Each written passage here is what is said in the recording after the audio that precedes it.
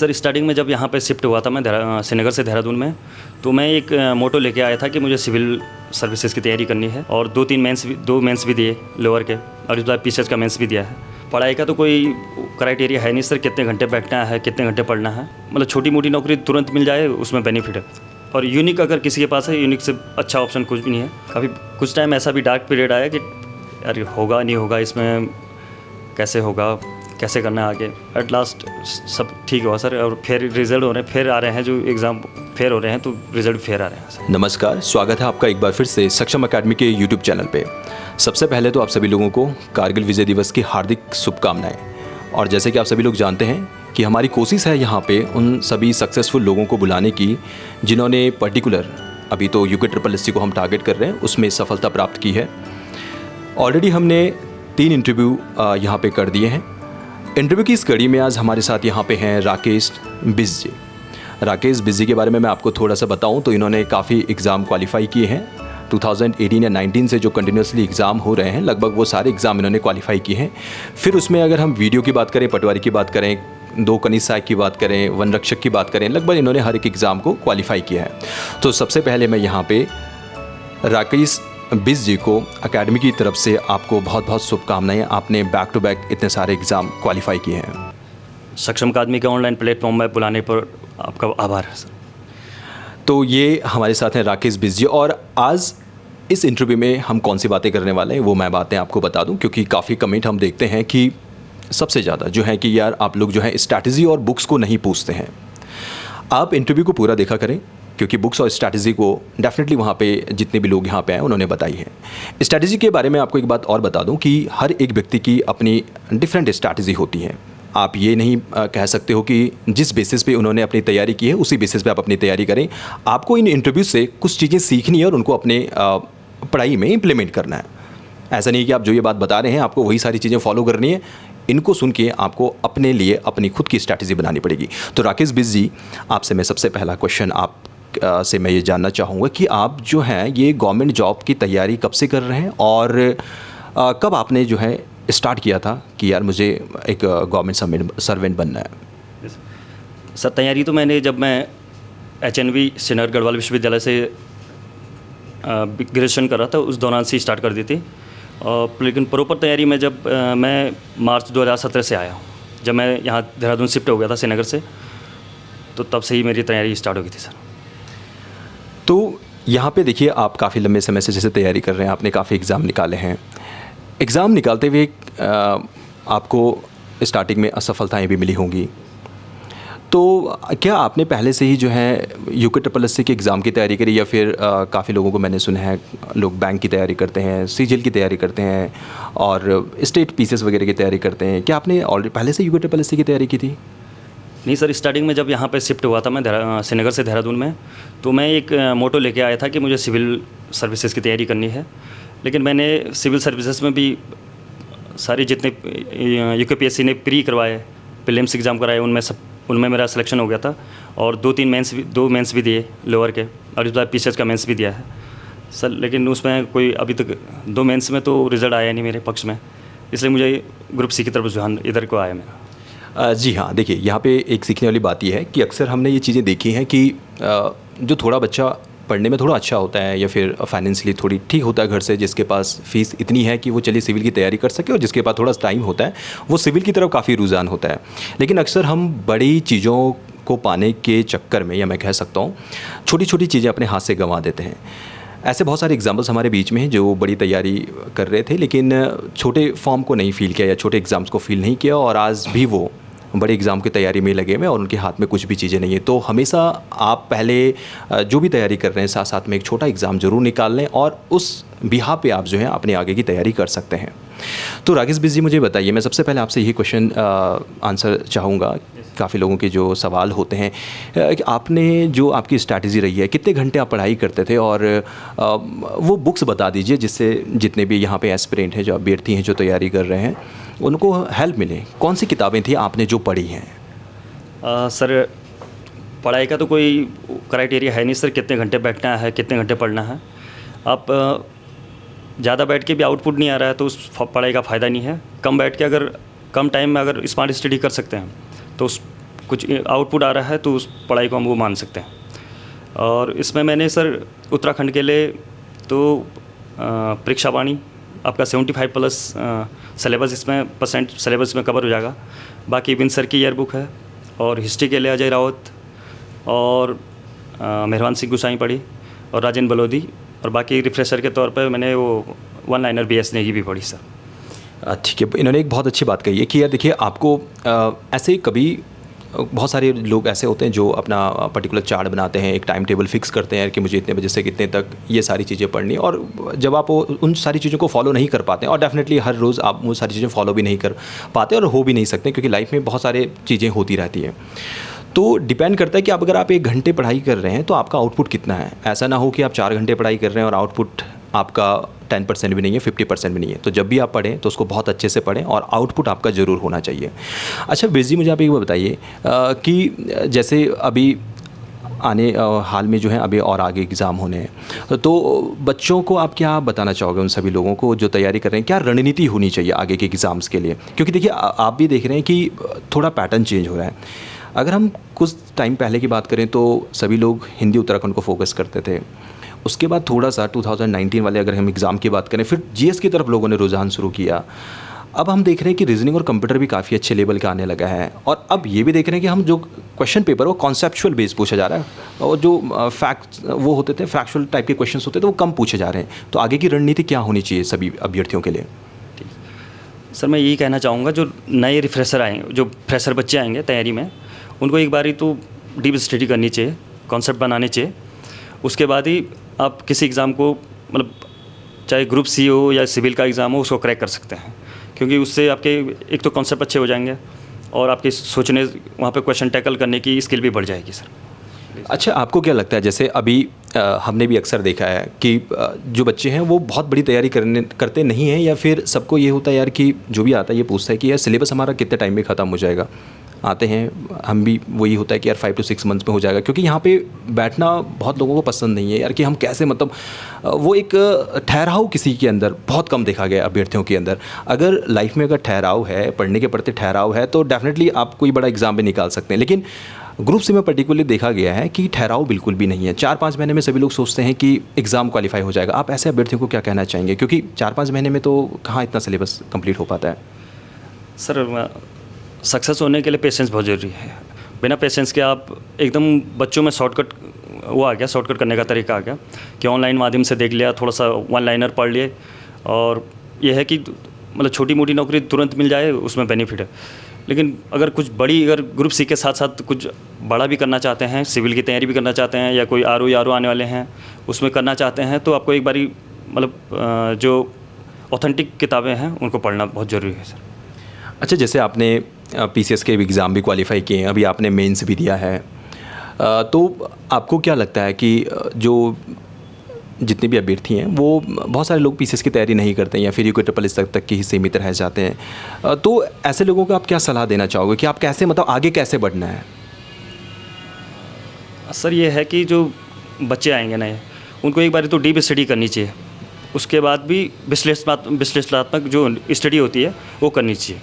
Suppose के लिए आप उत्तराखंड में कोई राज्य निर्माण में आंदोलन पढ़ रहे हैं, तो उसको राष्ट्रीय आंदोलन के साथ कनेक्ट करके उसको पढ़ना चाहिए। और बहुत सारी चीज़ें हैं, आप कोई सा भी सब्जेक्ट पढ़ रहे हैं, उसमें आप हिंदी को भी कवर कर सकते हैं, जैसे वर्तनी वाला हो गया, वाक्य शुद्ध वाला हो गया।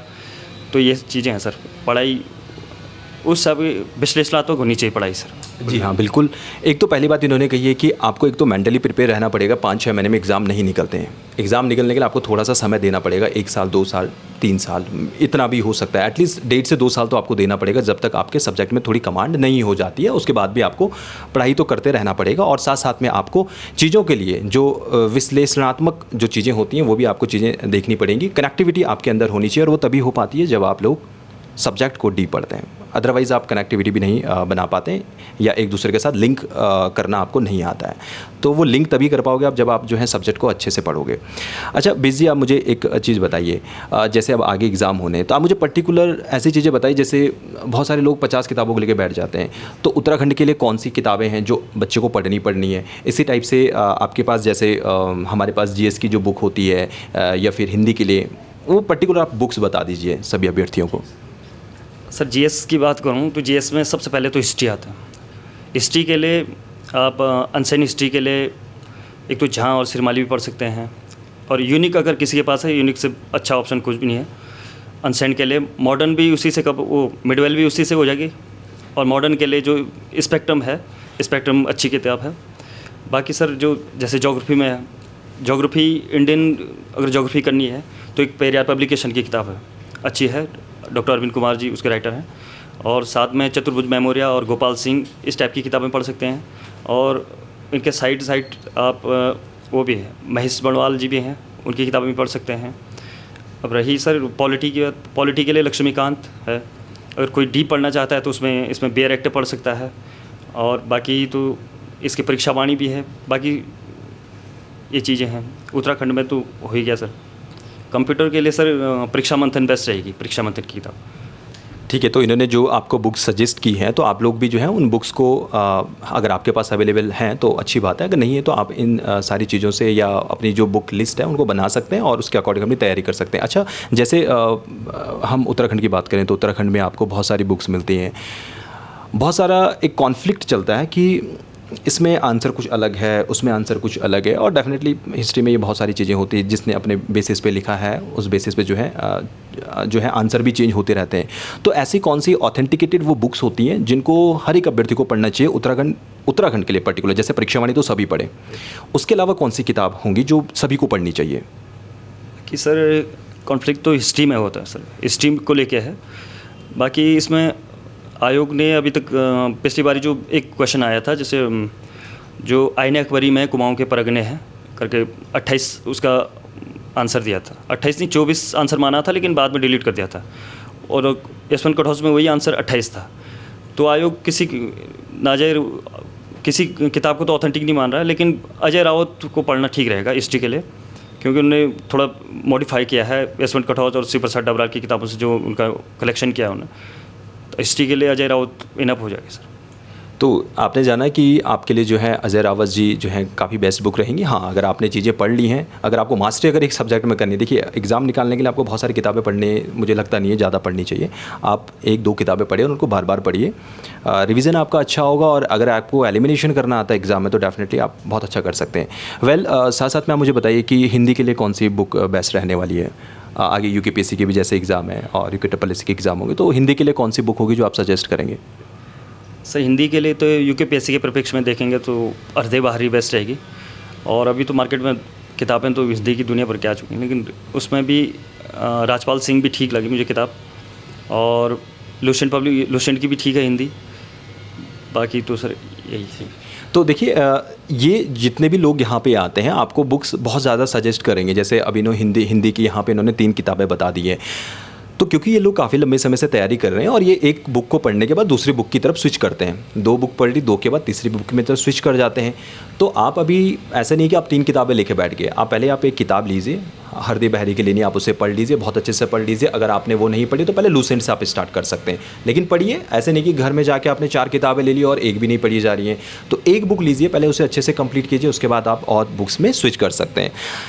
बिजी, मैं आपसे एक बात और जानना चाहूँगा। उम्मीद करता हूँ कि आप लोगों के जो सवाल होते हैं उनका जवाब आप लोगों को मिला होगा।